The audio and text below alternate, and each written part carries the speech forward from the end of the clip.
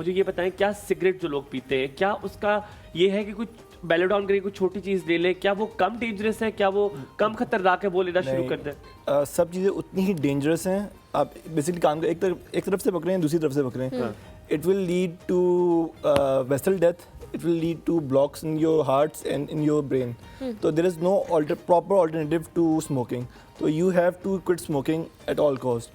I have patients जब उनको basically nicotine की बात कर रहे हैं। निकोटीन आपकी हेल्थ के लिए बहुत बुरी है। बहुत बुरी है निकोटीन। किसी भी चीज में हो, किसी भी फॉर्म हाँ, किसी भी फॉर्म में nicotine is very bad for your health and you have to stop taking nicotine, cigarettes and everything. ठीक है। एनीथिंग रिलेटेड टू निकोटीन वो आप you will become dependent on it. लेकिन दानियाल, क्या ऐसे होता है डॉक्टर मायरा कि आपकी जो ओरल हेल्थ है, जो आपकी माउथ डिजीजेस है, उससे क्या आप हार्ट अटैक की तरफ जा सकते हैं? Yes, of course. आपकी जो ओरल हेल्थ है वो बेसिकली आपकी ओवरऑल बॉडी हेल्थ को डिफाइन कर रही है। जिस तरह एक औरत जब प्रेग्नेंट होती है तब हम उसको अगर अपने दांतों मसूड़ों का ख्याल नहीं रखेगी तो बच्चे के दांत को इफेक्ट होगा। बच्चे रियली? Yes, of course. अगर आप कुछ ऐसी मेडिकेशंस लेते हो जिसकी वजह से बच्चे के आपके अपने दांत में भी स्टेनिंग होती है, लेकिन बच्चे के जब दांत आते हैं उनके ऊपर स्टेनिंग होती है, तो basically you have to take care of your oral health leads to a good oral मतलब oral. सेकेंडली जो कैविटीज हैं, ये आहिस्ता आहिस्ता कब जो bacteria in your teeth that goes into your blood stream and effects the valves of your heart. तो अगर आपने कैविटीज का अपना इलाज नहीं करा रहे, इवेंचुअली आपका जो वेल्व है आफ्टर 10-15 इयर्स खराब होना शुरू हो जाएंगे। अच्छा, हम लोग देखते हैं कि हर चीज़ जो है वो इंटरलिंक्ड है बॉडी की एक दूसरे के साथ। मुझे ये बताएं कि बहुत सारे लोग जो हैं जब उनको कोई हार्ट की डिजीज़ होती है या तो वो किसी क्लिनिक का रुख कर लेते हैं या फिर वो किसी छोटे अस्पताल में चले जाते हैं जो बहुत वास्ट नहीं होता, लेकिन वहाँ पे हार्ट की फैसिलिटीज़ मौजूद होती हैं। क्या अगर कोई हार्ट पेशेंट है तो उसको किसी बड़े अस्पताल में ही जाना चाहिए जहाँ बाकी चीज़ों की फैसिलिटीज़ भी मौजूद हो, ताकि अगर कोई इंटरलिंक कोई मसला आ रहा है तो वो भी वहाँ पे चेक हो सके?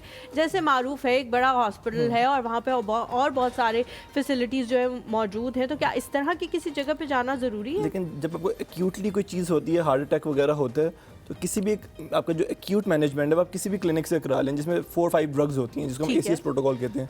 That gives you around 30 minutes to 1 hour, जिसमें आपने you have to go to a tertiary care. जिस तरह मारूफ है, देयर आर डिफरेंट हॉस्पिटल्स, बड़े-बड़े जितने भी हाँ, लेकिन you have to go to the bigger hospital ताकि आपकी उसी वक्त एंजियोग्राफी हो सके। That is basically a scan of your heart के कौन कौन सी ना आर्टरीज ब्लॉक्ड हैं, एंड देन उसके बाद स्टंट्स चलते हैं। एंड दिस इज इसके बारे में बहुत ज़्यादा मिथ है कि स्टंट्स चल जाएंगे तो क्या होगा। It's just 40 to 45 minutes procedure होता है, 24 आवर्स आप हॉस्पिटल में रहते हैं।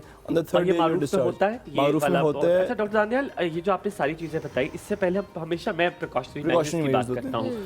सो क्या एक नॉर्मल इंसान जिसको थोड़ा सा कभी कभी चेस्ट में पेन होता है या लेफ्ट वाली बाजू में पेन होता है, क्या वो आपके पास मारूफ इंटरनेशनल हॉस्पिटल में आ सकता है? क्या आप उसे कोई डिस्काउंट देंगे ताकि वो अपना एक बार दिल का पूरा वो चेकअप करवा ले, ताकि उसे पता हो कि वेयर डज ही स्टैंड, क्या वो करीब है खुदा ना खास्ता कार्डियक किसी इशू के, क्या ये पता चल सकता है और क्या उसको कोई सहूलियात मुयस्सर होगी? अगर if you come into the ER of मारूफ तो आपका जो इनिशियल ट्रीटमेंट होता है वो सारा फ्री होता है, जिसमें ACS प्रोटोकॉल होता है, आपकी ECG के बहुत माइल्ड से चार्जेस होते हैं।